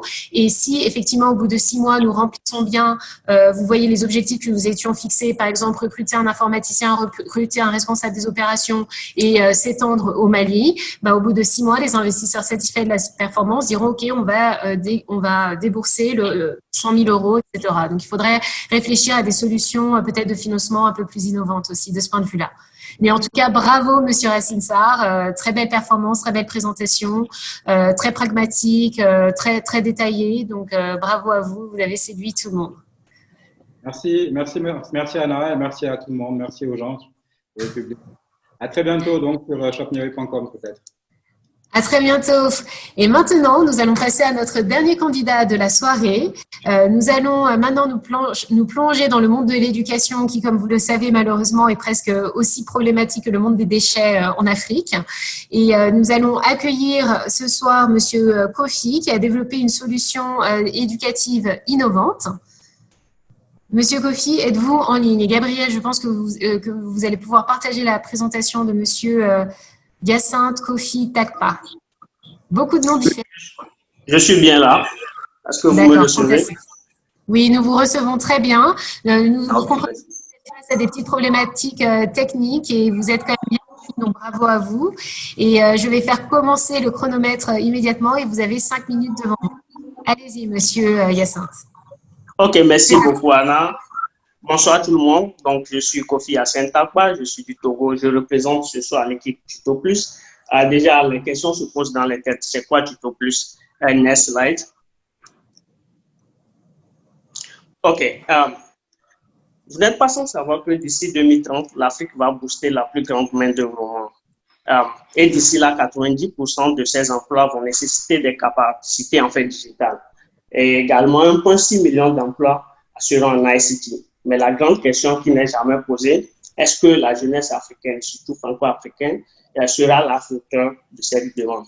La solution, Tuto Plus. Tuto Plus est une plateforme de e-learning spécialisée dans l'éthique, l'entrepreneuriat et le leadership. Les cours sont en français. Nous avons deux modèles pour notre plateforme. Nous avons le website et également l'application mobile. Les cours sont donnés par des experts qui ont beaucoup d'expérience dans leurs différents domaines. Next slide.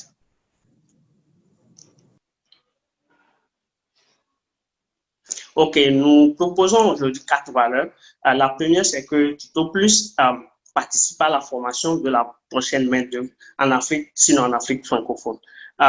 Les cours viennent des experts qui sont bien expérimentés dans leurs différents secteurs et également des certifications qui viennent des institutions bien reconnues sur le plan national tout comme international. La quatrième valeur ajoutée, qui est le point 2 ici, c'est que nous avons proposé un moyen de paiement qui répond à la réalité africaine. Aussi facile que vous pouvez acheter des data et sur WhatsApp et Facebook. Vous pouvez également utiliser vos mobile money. Ici au Togo, par exemple, Flux et T-Money, et acheter des tuto points sur Tuto Plus et apprendre, préparer votre futur. Next slide.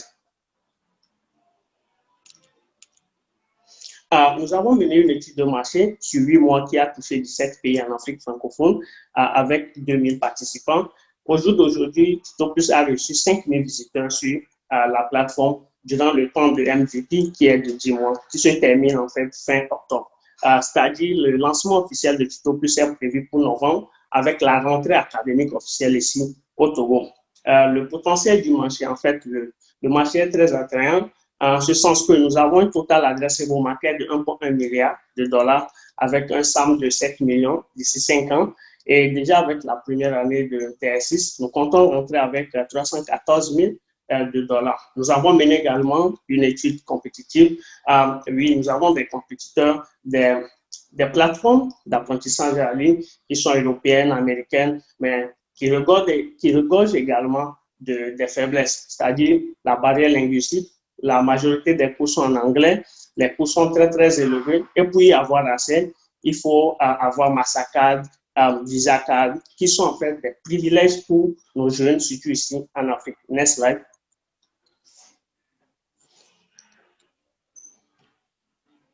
Next slide. Nous avons une audience bien spécifique, les lycéens, les étudiants récents diplômés, employés et des individus qui veulent juste apprendre. Ce qui nous a conduit à axer en fait notre business model sur 3 grandes lignes. La première, c'est que les cours sont accessibles à tout le monde qui veut apprendre. Nous avons des packages pour des universités, des entreprises et nous organisons également des formations en ICT et des workshops. Next slide. En termes de traction, nous avons 21 catégories aujourd'hui sur Tuto Plus avec une trentaine d'experts, avec une centaine de contenus déjà sur la plateforme. Nous avons également engagé une très objective discussion avec le ministère de l'Enseignement supérieur ici au Togo, des partenaires de certification également avec nous. Nous sommes légalement installés à Lomé de cela 2 semaines. Dans le parcours, nous avons pu rapporter certains prix comme Orange Social Venture Prize à Abidjan, African Innovation Week à Addis Abeba. Next slide. Nous demandons aujourd'hui 123 000 $ pour 4 grandes lignes pour pouvoir faire face aux coûts opérationnels, marketing, branding, dont nous avons vraiment besoin, la maintenance, recherche et développement et surtout la mobilisation de contenu qui représente aujourd'hui 50% de ces 123 000. Et déjà avec ça, nous comptons rentrer avec 314 000, comme je le disais tantôt, après la première année d'exercice, avec les ressources énumérées un peu plus bas ici, les universités, les lycéens, les entreprises et autres. Next slide. La projection financière, pour pouvoir toucher ces 314 000 à la fin de l'année, on doit en fait dépenser totalement 190 000 $. Et déjà, en fait, une petite étude ici, au Togo, l'université de Lomé. Désolé, le chronomètre affiche 5 minutes. Vous avez dépassé Next slide. Beaucoup pour votre présentation. Ok, c'est la dernière aussi. Ah là là, cher monsieur, bah oui. Ouais. Là, vous apprenez en tant que dirigeant entrepreneur à vraiment vous dire qu'il faut passer du temps sur les diapositives les plus importantes. Et clairement, les projections financières et le plan d'affaires sont très importants et passer moins de temps sur certaines problématiques qui sont moins pertinentes pour les investisseurs anges. Mais je suis sûre que nos investisseurs vont poser les questions nécessaires pour pallier au manque potentiel de votre présentation. Monsieur Anto et Monsieur Sefoulaye, je vous donne la parole. Des questions pour notre entrepreneur ce soir, pour Monsieur Kofi? Oui, bien sûr. Très belle présentation. J'aime bien tes slides sont aérés, donc je comprends rapidement et droit au but de ce que vous voulez dire. Par contre, j'ai plusieurs questions par rapport à votre business model. D'abord, je veux savoir, durant la période de test, je veux avoir plus de détails. Qu'est-ce qui s'est passé? Vous avez fait des revenus durant cette période test? Et deuxième question, Tutu, c'est un nom que moi je connais déjà. Tutu, on parle de Tutu plus. Tutu, ils font du tutoring en Angleterre. Depuis des années, ils sont très connus. Donc moi, ça m'inquiète un peu au niveau de votre branding à long terme, s'il n'y aura pas des problèmes de droit d'auteur. Ça, c'est la deuxième question. Troisièmement, je sais que l'Afrique est prête pour le digital, mais est-ce que vous avez bien votre public cible? Est-ce qu'ils ont accès à Internet de manière constante? Est-ce que les revenus que vous allez générer seront assez pour offset vraiment les coûts? Parce que c'est une plateforme qui aura quand même assez de coûts. Et la formation, ça coûte cher. J'aimerais un peu plus comprendre votre modèle d'affaires, comment vous allez faire de l'argent, parce que c'est flou pour le moment pour moi. Donc, c'est ça mes 3 questions. Merci beaucoup, monsieur, pour la question. Je m'attendais même à ces questions comme première question venant de vous. Déjà, je commence avec le business model. Donc, monsieur Gabriel, si vous pouvez aller sur slide de business model. Yes. Non. Oui. Non. Non. Non. Ça doit être la 5e. Oui, ici, c'est bon. Oui, c'est bon. Merci beaucoup. Le business model ici, c'est que nous avons une audience très spécifique. Ce sont en majorité les jeunes qui sont dans les universités, qui sont dans les lycées, et il y a des récents diplômés qui sont toujours au chômage, à certains qui ont commencé. Mais la triste réalité, c'est qu'aujourd'hui, dans les entreprises, il y a pas mal de gens qui ne savent même pas manipuler Excel et PowerPoint. Ce qui nous a conduit en fait à axer notre business model sur 3 grandes lignes. La première ligne, c'est que nous présentons la plateforme, tous les contenus sur la plateforme sont disponibles à tout le monde qui veut apprendre. Ce sont les individuels. Nous avons des packages pour des universités, privées comme publiques, partout. Comment est-ce que ça marche avec les universités, par exemple? Les étudiants, nous savons tous qu'en Afrique, ils paient en fait en début d'année. Pour toute l'année. Ils achètent les UE et autres, les unités d'enseignement. Donc, en payant en début d'année, ils paient également pour Tuto Plus. Ce qu'on a donné en fait comme office pour les universités, c'est $5, ce qu'ils vont payer. Également pour les entreprises, il y a pas mal d'entreprises aujourd'hui qui sont conscients en fait de manque de compétences de leur main-d'œuvre. Donc, ils veulent avoir des structures pour pouvoir les former de temps en temps. Donc, nous leur proposons en fait des paquets pour que ces employés peuvent être formés en fait à distance. Ils finissent juste le cours à 17 heures, ils peuvent ouvrir leurs ordinateurs et puis apprendre. Également, nous organisons en fait des workshops avec nos experts de temps en temps, des workshops, des bootcamps en ICT, de coding, pour qu'en fait les gens peuvent être imprégnés en présentiel, pas seulement écouter parler de coding, écouter parler de web design, mais avoir un expert devant lui pour vivement en discuter peut-être sur une journée ou 2 ou 3 jours. Donc ça, c'est pour le business model. Le deuxième point de branding en long terme. Vous avez parlé d'une plateforme anglaise de UK. Ça, sincèrement, ça nous a fait peur quand on a eu l'idée il y a de cela 2 ans. Mais il faut reconnaître que c'est impossible jusqu'à ce que tu ne le fasses. Oui, eux aussi qui sont là-bas, les lynda.com, les Coursera et autres, ils ont commencé en fait un jour. Et aujourd'hui, nous sommes plus dans une dynamique de créer quelque chose qui répond plus à nos réalités en Afrique. Le besoin est là. Excusez-moi de faire des noms, c'est parce que je parlais un peu plus du nom. C'est le même nom en fait que le nom qui est en Angleterre, Tuto. Mais vous avez voilà. Donc c'était pour ne pas confondre en fait les deux. En tant que client, qu'est-ce qui m'assure que je ne confonds pas les deux? Ok, là, on ne l'a pas su, sincèrement, et je suis honnête avec vous, mais je pense qu'on va commencer par y penser et voir comment est-ce qu'on peut y démarquer de cette marque anglaise. Mais aujourd'hui, je pense que, est-ce qu'ils ont aussi les 2 O à la fin de Tuto? Non, c'est juste parce que le nom est le même. C'est comme si tu appelais Coca-Cola Plus. Alors, je pense que c'est un commentaire très pertinent que M. Seyfoulaye fait et que M. Kofi, vous devriez noter effectivement. Et c'est aussi une problématique soulevée pour Shop Me Away. Il est toujours difficile pour les entreprises de choisir un nom qui soit à la fois pertinent, unique, qui soit possiblement bien référencé sur les sites en ligne et surtout ne pas avoir de problématiques de trademark avec des sociétés étrangères. Donc, ce sont toujours des vérifications préliminaires à faire. Mais je suis sûre que je voudrais l'équation en tant que... Oui, définitivement. Comme je le disais tantôt, en fait, on ne l'a jamais su. Et ça, sincèrement, merci à M. d'avoir en fait remonté ce point. Ça, on va y travailler sincèrement pour voir quelles sont les lignes sur lesquelles on peut se démarquer de cette marque.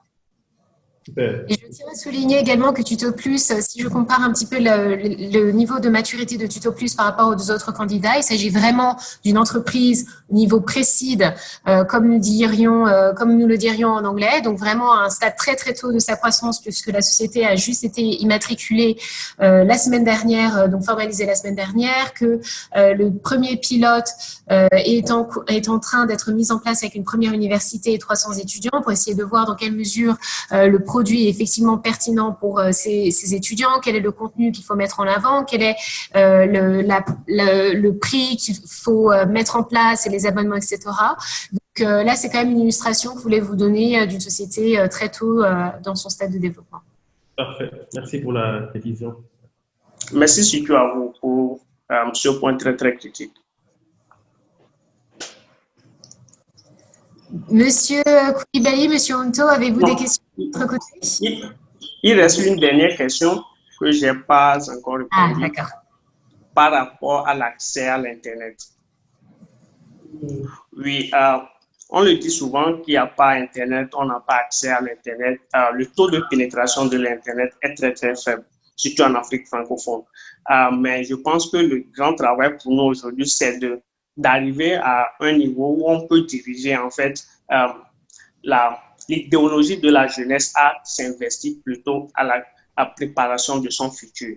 Il n'y a pas de l'Internet, mais les gens sont connectés 24 heures sur 24 sur WhatsApp, sur Facebook, regardent des films sur YouTube. Mais si aujourd'hui, on leur fait comprendre que, OK, d'ici 2030, tout ce que vous aurez à faire en entreprise aura besoin des capacités digitales. OK, ils vont très tôt comprendre. Au lieu de faire 24 heures sur WhatsApp, peut-être ils vont plutôt investir à faire 2 heures, 3 heures sur WhatsApp et investir le reste de la connexion, le reste du temps en apprenant, en préparant leur futur. Je peux? Et je pense que si je peux ajouter un petit détail, je pense qu'il sera bien d'essayer d'explorer des partenariats avec des sociétés de fournisseurs d'Internet. Je crois qu'Orange, dans certains pays d'Afrique francophone, est toujours prêt à s'associer avec des startups pour mettre à disposition du réseau et de la connexion gratuite. Donc, est-ce que c'est un partenariat ce type de société où dans des locaux, au sein des universités, les étudiants peuvent avoir accès à votre solution, sont aussi des chemins à explorer, je pense, monsieur. Merci beaucoup, Anna. Vous venez de me rappeler un point très, très important. Au temps de Covid, on avait proposé, en fait, Tuto Plus. On a dégagé, en fait, une ligne spécialement pour les universités ici au Togo. Et pour rebondir, en fait, sur votre point, on était parti discuter avec les compagnies Telco ici à Lomé qui tout de suite ont compris en fait le besoin et ont accepté donner des forfaits études aux étudiants dans les universités privées et publiques. C'est-à-dire qu'ils auront accès à des forfaits, à des data gratuits et apprendre leur cours sur Tuto Plus Universities. Donc, en fait, je pense que ça rejoint un point qui est très, très, très critique, qui répond à l'accès à l'Internet parce qu'eux, ils détiennent aujourd'hui l'accès d'accès et ils ont la possibilité, en fait, de faire marcher Tuto Plus si un partenariat est bien assis entre eux et nous.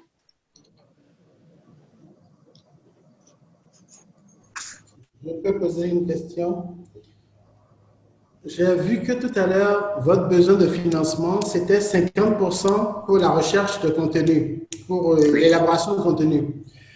Je me suis demandé si, en faisant une cellule de veille et de recherche des MOOC et des formations diverses qu'on trouve sur YouTube, vous n'auriez pas la possibilité de capitaliser beaucoup de contenu gratuit qui va descendre votre niveau de besoins tout en réexploitant des choses qui existent. Moi, mon fils, il suit beaucoup de cours de mathématiques ou d'autres cours comme ça sur des MOOC. Il les trouve sur YouTube. Donc, c'était une idée. Est-ce que vous avez exploré cette piste de pouvoir organiser et rentabiliser des éléments disponibles à moindre coût, si ce n'est pas à zéro, et de compléter vraiment ce qui est nouveau, ce qui n'existe pas encore?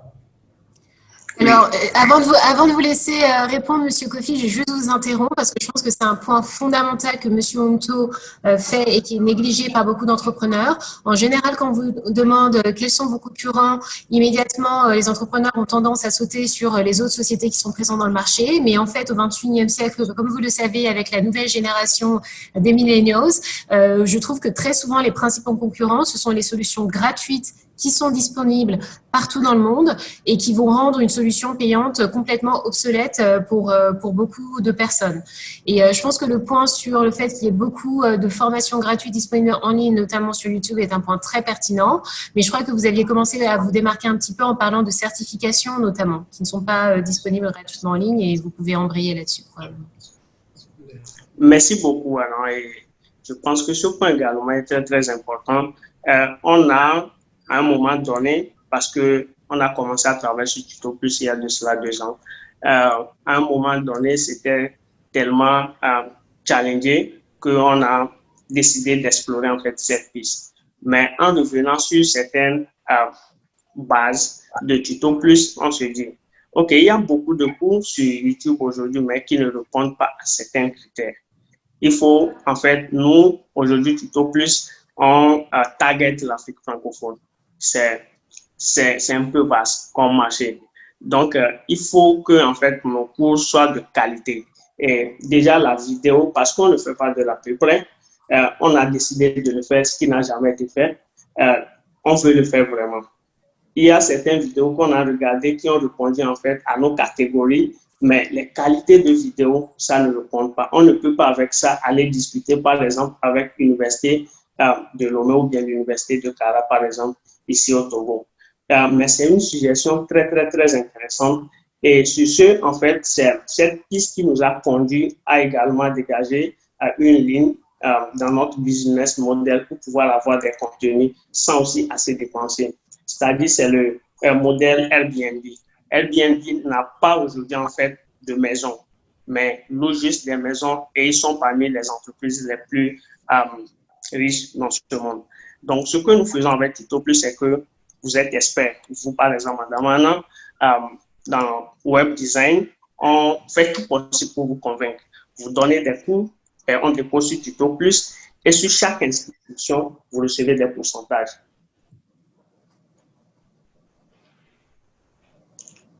Donc, merci beaucoup pour la suggestion. Une fois encore, on l'a pris, on va la regarder en fait à fond et voir comment est-ce qu'on peut l'améliorer et répondre aux exigences de Tuto Plus. Parfait. Monsieur Kofi démontre bien à quel point il faut être réceptif aux commentaires faits par les investisseurs, par le public, par les clients, les fournisseurs, en particulier quand vous êtes en stade de création de votre société, ce qui est le cas pour Monsieur Kofi. Et donc, c'est vraiment une attitude en fait que beaucoup d'investisseurs, sur laquelle beaucoup d'investisseurs se concentrent. Ou personnellement, avant de considérer un investissement en tant que angel investor, je m'assure toujours rencontrer l'entrepreneur ou l'entrepreneuse pendant 3 mois et pendant ces 3 mois, je repose les mêmes questions, je fais des suggestions et c'est un bon moyen pour moi de voir est-ce que l'entrepreneur met en place certaines des recommandations que j'ai faites ou pas et de bien démontrer que vous êtes effectivement professionnel et réceptif. Alors maintenant, je vais demander au public de répondre et de savoir si à ce stade, il serait prêt à investir dans cette start-up. Là, pour le coup, c'est vraiment une start-up qui vient juste d'être formalisée, mais qui semble avoir beaucoup d'idées, beaucoup de potentiel et déjà un partenariat et un pilote avec une université de taille conséquente. Et je vais laisser les investisseurs anges aussi nous faire part de leur retour. Mais je pense que l'un des commentaires du public concerne effectivement les mesures de performance de votre plateforme. Comment allez-vous vous assurer que les entreprises et les étudiants adhèrent à votre plateforme? Comment mesurez-vous les progrès? Est-ce que vous mesurez le taux d'emploi des étudiants qui ont utilisé votre plateforme? Est-ce que vous mesurez les niveaux de qualification des utilisateurs? Ou ce sont des mesures que vous envisagez, Monsieur Kofi?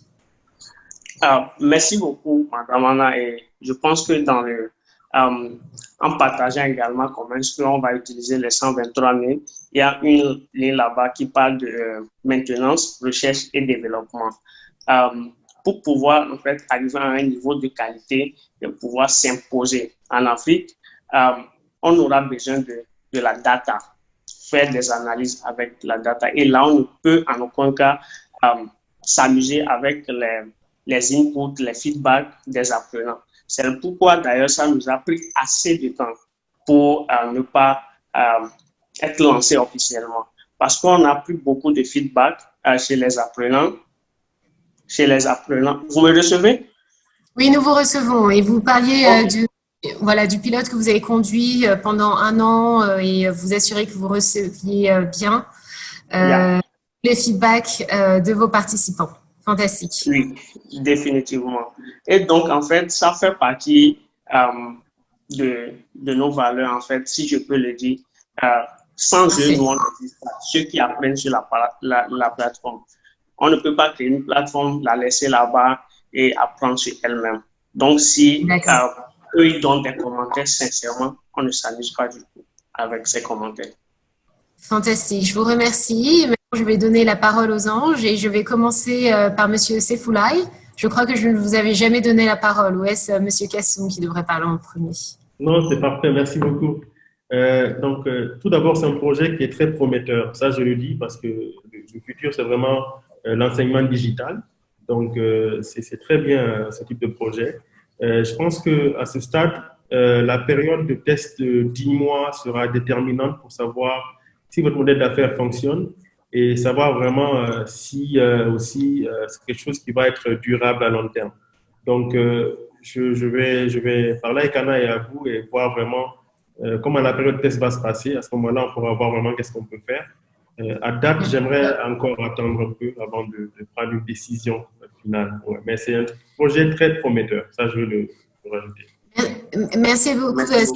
C'est effectivement un commentaire que je fais très souvent à mes petits entrepreneurs et mes petites entrepreneuses, en particulier en période de crise économique où les investisseurs sont beaucoup plus regardants sur la tangibilité de votre projet et les réalisations. Il est beaucoup plus difficile de convaincre des investisseurs à un stade très peu avancé de votre société. Il est toujours plus constructif d'être aussi avancé que possible dans votre pilote et de contacter les investisseurs une fois que le pilote est finalisé et que les premiers résultats sont disponibles. Je vais maintenant la parole à Monsieur Hunto. Monsieur Hunto, vous êtes en sourdine. Décidément. OK. Vous savez, le téléphone portable et Internet, ça a fait une éruption dans l'évolution de l'Afrique et ça nous a fait rattraper, voire dépasser l'Europe dans des domaines comme le mobile money, par exemple. Et donc, quand vous vivez en Europe et vous venez en Afrique, vous voyez cette soif d'apprendre et on n'a pas les bibliothèques, les choses comme ça à notre disposition. Là, je crois qu'il y a une opportunité d'équilibrer les choses, c'est-à-dire de mettre à la disposition des Africains un volume d'enseignement dans des domaines d'avant-garde et de leur permettre un rattrapage, une entrée sur ce domaine. Je pense que c'est vraiment intéressant.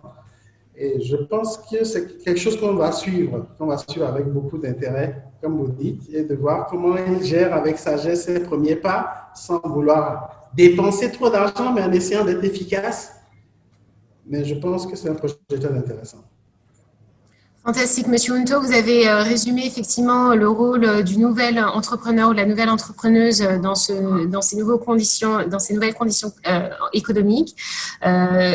Créer le plus de choses possibles avec le moins de ressources possibles. Et donc, c'est un exercice très difficile, mais qui est nécessaire pour démontrer que vous savez utiliser le peu de ressources que vous savez et générer des résultats tangibles. Mais ce sont quand même 2 avis favorables dans 3 ou 6 mois, une fois que vous aurez fini le pilote et que la rentrée académique aura commencé en novembre. Donc, nous serons prêts à vous recontacter et vous-même, n'hésitez pas à nous recontacter et voir où est-ce que vous en êtes. Le mot de la fin à Monsieur Kassoum Koulibaly. Merci à Kofi pour sa présentation et son enthousiasme pour son projet. Je pense qu'il est toute entreprise dans le domaine digital aujourd'hui est pour moi aujourd'hui une entreprise prometteuse, mais dans le domaine du e-learning, je pense qu'il faut faire beaucoup attention par rapport à la concurrence. C'est vrai, je suis très content qu'il ait cité Coursera dans ses concurrents. C'est vraiment le géant absolument qu'il y a sur le marché. Mais comme on dit, la concurrence, en même temps, il y a les services gratuits. Aujourd'hui, pour votre information, peut-être que vous le le savez. Coursera est en train d'offrir des services gratuits au pays dans le cadre de la riposte Covid. Aujourd'hui, par exemple, au Mali, on a 50 000 inscriptions sur Coursera, n'est-ce pas, pour toutes sortes de formations. Donc ça, quand je regarde la plateforme, c'est un peu un Coursera en devenir. J'aurais souhaité, par exemple, que Kofi se spécialise davantage.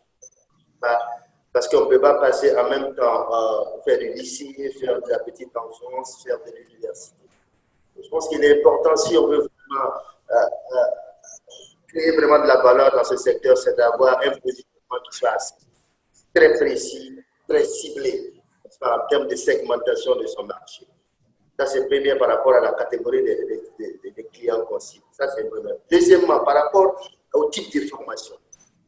Il faudrait que ce profil revoie la formation. Il faut que ce soit dans un domaine très, très spécialisé. On ne peut pas faire des généralistes dans ce secteur aujourd'hui parce qu'on va dépenser en termes de temps, en termes de ressources, en termes d'énergie pour avoir une rentabilité qui soit très limitée. Ça, c'est quelque chose à voir. Dans le business model, moi, j'aurais plutôt ne pas trop penché sur les abonnements payés par les individus, mais de développer une approche, un partenariat avec les universités tout à fait. qui sont payés dans leur package qu'ils donnent aux étudiants. N'est-ce pas? Parce que ça sera un double paiement si on veut rester dans le modèle de profit. Donc, je pense que ça, c'est assez important, il faut voir, et voir toutes les alliances qu'on peut nouer avec les sociétés de télécommunications. Parce que je sais qu'au Sénégal, l'Université virtuelle du Sénégal a développé une telle plateforme, mais a fait un partenariat avec Orange, excusez-moi si c'est de la publicité, a fait un partenariat avec Orange qui donne un forfait spécial pour l'accès à la plateforme. Donc, vous voyez, donc il y a des modèles comme ça à structurer qui peuvent nous permettre de pouvoir faire en sorte que cette plateforme soit rentable et de donner des potentialités. Et sachant qu'aujourd'hui, nous ne sommes pas forcément dans le numérique écrit pour tout le monde. Pensez à développer la voix avec des langues locales pourrait être quelque chose d'assez intéressant. Pas forcément francophone, francisé. Voilà. Merci. Merci beaucoup. Et vous avez également souligné l'importance de se concentrer sur des modèles de développement, comme diraient les anglophones B2B, donc de traiter directement plutôt avec des entreprises ou des institutions qui en général ont des fonds beaucoup plus élevés pour acheter vos produits et vos services plutôt que d'essayer de traiter directement avec des individus. Et en plus, ça vous permet de faire croître votre entreprise de manière beaucoup plus rapide et en général avec des contrats de plus longue durée, donc vos revenus sont stabilisés sur 6 mois, 1 an, etc. Donc, encore une piste à explorer. Les retours sont très satisfaisants, mais effectivement, à ce stade, la plupart des investisseurs préfèrent voir le pilote être abouti.